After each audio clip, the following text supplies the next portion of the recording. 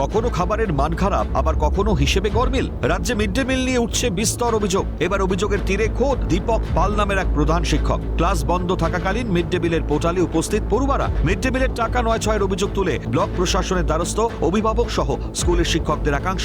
ঘটনা মালদার হবিপুরের মানিকোড়া উচ্চ বিদ্যালয়।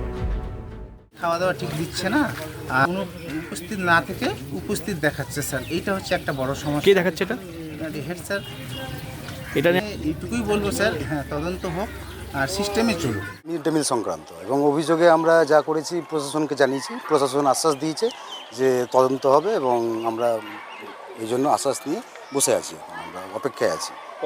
কতজন শিক্ষক আপনারা অভিযোগ করেছেন? আমরা 13-14 জন অভিযোগ করেছি। জানা যাচ্ছে স্কুলে পড়ুয়ার সংখ্যা প্রায় 3000। শিক্ষক শিক্ষিকা রয়েছেন প্রায় 49 জন। প্রতিদিন মিড ডে মিল পায় পঞ্চম থেকে অষ্টম শ্রেণী পর্যন্ত গড়ে 1200 জন পড়ুয়া। গত 18 থেকে 21 তারিখ পর্যন্ত নবম থেকে দ্বাদশ শ্রেণীর পরীক্ষা চলাকালীন পঞ্চম থেকে অষ্টম শ্রেণী পর্যন্ত ক্লাস বন্ধ ছিল। অথচ স্কুলের মিড ডে মিলের পোর্টালে নাকি 100% উপস্থিতি রয়েছে পড়ুয়াদের। অর্থাৎ মিড ডে মিলের টাকা যে 9-6 হয়েছে তা কার্যত স্পষ্ট।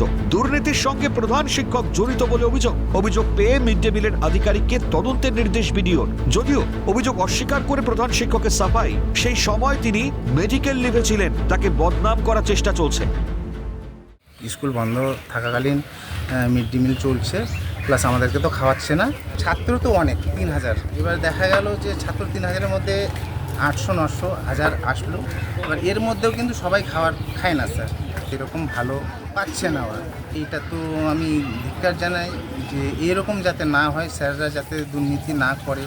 বিরুদ্ধে একটা অভিযোগ করছেন আপনার এই স্কুলের শিক্ষকরা, হ্যাঁ। এই নিয়ে ভিডিওকে কমপ্লেন করেছে। হ্যাঁ, কি বলবেন? এটা সম্পূর্ণ ভিত্তিহীন। আমি তো ওই 4 দিন স্কুলেই যাইনি, আমি ছিলাম না, তো আমি মেডিকেলে ছিলাম। সাল থেকে আমি চাকরি করছি, আমার নামে তো এতদিন কোনো অ্যালিগেশন আসেনি। এটা আমাকে বদনাম করার জন্য সম্পূর্ণভাবে এটা করা হচ্ছে।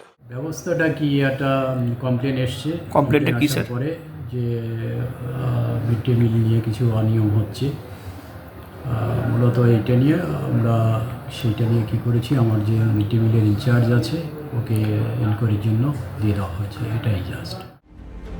ঘটনা সামনে আসতেই তৃণমূলের সাফাই, শাসক দল দুর্নীতিকে প্রশ্রয় দেয় না। প্রধান শিক্ষকের এই কাজে সমালোচনার ঝড়। কেন্দ্রীয় সব প্রকল্পেই দুর্নীতি, শাসক দলকে কাঠগড়ায় তুলে খোঁচা বিজেপি।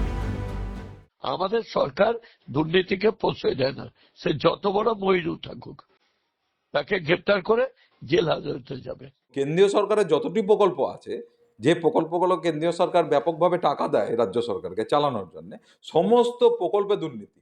সমস্ত প্রকল্প থেকে তৃণমূলের নেতৃত্ব এবং তার সঙ্গে যারা আছে, এই বিভিন্ন শিক্ষক তৃণমূলের বিভিন্ন যারা, এরা সমস্ত জায়গায় তো সংগঠন ছেয়ে নিয়েছে। এই সমস্ত জায়গায় দুর্নীতির জাল ছেয়ে গেছে।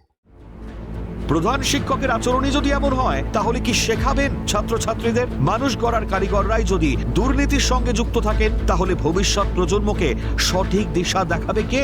স্বাভাবিকভাবে উঠছে এই প্রশ্নটাই। তদন্তে দোষী প্রমাণ হলে প্রধান শিক্ষকের বিরুদ্ধে কি ব্যবস্থা নেওয়া হয় সেটাই দেখার। সোমক লাহিরের রিপোর্ট, ক্যালকাটা নিউজ।